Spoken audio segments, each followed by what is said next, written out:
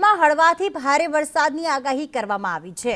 ગાંધીનગર અને અમદાવાદમાં વરસાદનું યલો એલર્ટ આપવામાં આવ્યું, જ્યારે આણંદ, ખેડા, વડોદરા અને નર્મદામાં વરસાદની આગાહી કરવામાં આવી છે।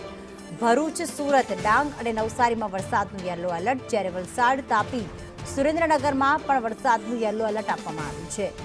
જામનગર, પોરબંદર, દ્વારકામાં વરસાદનું યલો એલર્ટ રહેશે। ગીર સોમનાથ, બોટાદ અને દીવમાં પણ વરસાદનું યલો એલર્ટ આપવામાં આવ્યું છે। સાથે બનાસકાંઠા, પાટણમાં તો કરા સાથે વરસાદની આગાહી કરવામાં આવી। મહેસાણા, સાબરકાંઠા, અરવલ્લીમાં વરસાદની આગાહી કરવામાં આવી છે। આ ઉપરાંત દાહોદ, મહીસાગર, પંચમહાલમાં પણ વરસાદની આગાહી કરવામાં આવી।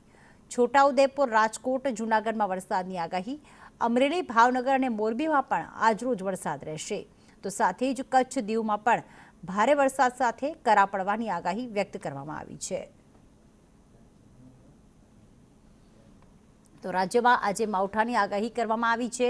રાજ્યમાં 3 તારીખથી લઈને 8 તારીખ સુધી વરસાદી માહોલ રહેવાની હવામાન વિભાગ દ્વારા આગાહી કરવામાં આવી છે। એના જ ભાગરૂપે 2 દિવસથી તો વાદળછાયું વાતાવરણ સમગ્ર રાજ્યમાં જોવા મળી જ રહ્યું છે, પરંતુ આજે પણ અલગ અલગ રાજ્યના જિલ્લામાં વરસાદનું યલો એલર્ટ આપવામાં આવ્યું છે। આજે 21 જિલ્લા એવા છે ગુજરાતના કે જ્યાં યલો એલર્ટ આપવામાં આવ્યું છે, જેમાં દક્ષિણ ગુજરાત, મધ્ય ગુજરાત અને સૌરાષ્ટ્રનો સમાવેશ થાય છે। આ ઉપરાંત અમદાવાદ અને ગાંધીનગરમાં પણ આજે હળવા વરસાદની આગાહી વ્યક્ત કરવામાં આવી છે।